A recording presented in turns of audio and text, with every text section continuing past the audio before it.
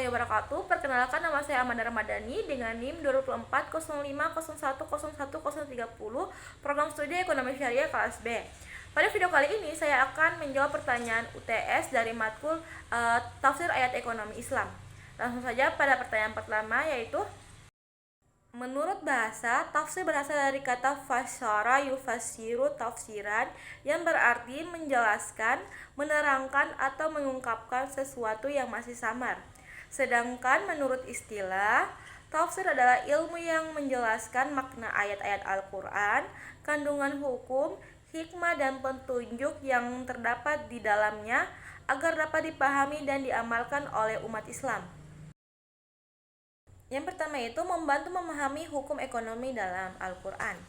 Tafsir menjelaskan ayat-ayat yang berkaitan dengan jual beli, zakat, utang piutang, dan investasi sehingga dapat diterapkan dengan benar dalam kehidupan sehari-hari.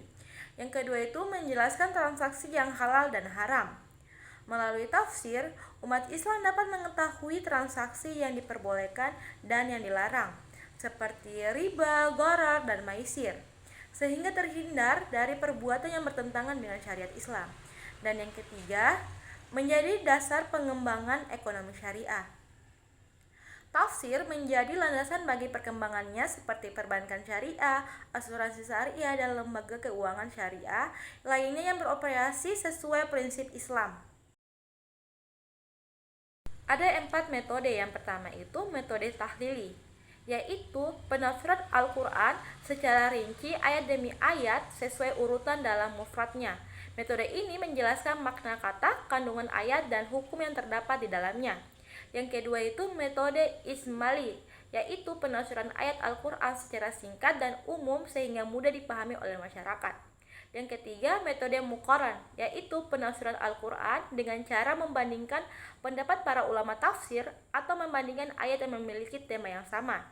Dan yang keempat itu metode maudu'i, yaitu penafsiran Al-Quran berdasarkan tema tertentu dengan mengumpulkan seluruh ayat yang berkaitan dengan tema tersebut. Kemudian dianalisis secara menyeluruh. Contohnya itu seperti tema zakat, riba, atau ekonomi Islam. Arti kata dari bayatus sholihat, yaitu amal-amal soleh yang pahalanya kekal di sisi Allah Subhanahu wa Ta'ala, seperti salat, zikir, sedekah, zakat, dan perbuatan baik lainnya. Ayat ini menjelaskan bahwa harta dan anak hanyalah perhiasan dunia yang bersifat sementara. Sebaliknya, amal soleh akan memberikan pahala yang kekal dan lebih bernilai di sisi Allah Subhanahu wa Ta'ala. Oleh karena itu, umat Islam dianjurkan untuk menggunakan harta yang dimiliki untuk kebaikan dan ibadah agar menjadi bekal di akhirat. Ada 4 fase. Fase pertama pada surat Ar-Rum ayat 39 yang berbunyi wa ma ataitum min ribal riyarbuwa fi amwalin nasi fala yarbu indallah, yang artinya, dan sesuatu riba yang kamu berikan agar bertambah pada harta manusia, maka riba itu tidak bertambah dalam pandangan Allah. Pada tahap ini Allah belum melarang riba secara tegas, tetapi menjelaskan bahwa riba tidak memiliki nilai dan keberkahan di sisi Allah Subhanahu wa Ta'ala. Fase kedua itu pada surat An-Nisa ayat 161, yaitu bunyinya wa akzihibul riba wa qad nuhu anhu wa aklihim amwalan nasi bil batil, yang artinya, dan karena mereka menjalankan riba padahal sesungguh mereka telah dilarang darinya. Allah mencela kaum Yahudi yang tetap melakukan riba meskipun telah dilarang. Tahap ini menunjukkan bahwa riba adalah perbuatan yang buruk. Pada fase ketiga pada surah Ali Imran ayat 130 yang berbunyi ya ayyuhallazina amanu la taqulu riba ad'afam mudha'afa, yang artinya, wahai orang-orang yang beriman, janganlah kamu memakan riba yang berlipat ganda. Pada tahap ini Allah mulai melarang praktik riba yang berlipat ganda yang banyak terjadi pada masyarakat Arab jahiliyah. Fase keempat pada surah Al-Baqarah ayat 275 yang berbunyi wa ahallallahul bai'a wa harrama riba, yang artinya Allah telah menghalalkan jual beli dan mengharamkan riba. Pada tahap terakhir, Allah mengharamkan riba secara tegas dan menyeluruh dalam segala bentuknya. Asbabun nuzul ayat-ayat riba adalah karena pada masa jahiliyah masyarakat Arab sering melakukan pinjaman dengan tambahan bunga. Jika seseorang tidak mampu membayar utangnya pada saat jatuh tempo, maka jumlah utangnya akan ditambah sehingga menjadi berlipat ganda. Praktik ini sangat merugikan dan menzolimi pihak yang berhutang. Oleh karena itu, Allah menurunkan ayat-ayat larangan riba secara bertahap, sehingga akhirnya diharamkan sepenuhnya dalam surat Al-Baqarah ayat 275 sampai 281. Urutan ayat pelarangan riba dalam Al-Quran yang pertama itu pada surat Ar-Rum ayat 39 yang menjelaskan bahwa riba tidak bernilai di sisi Allah.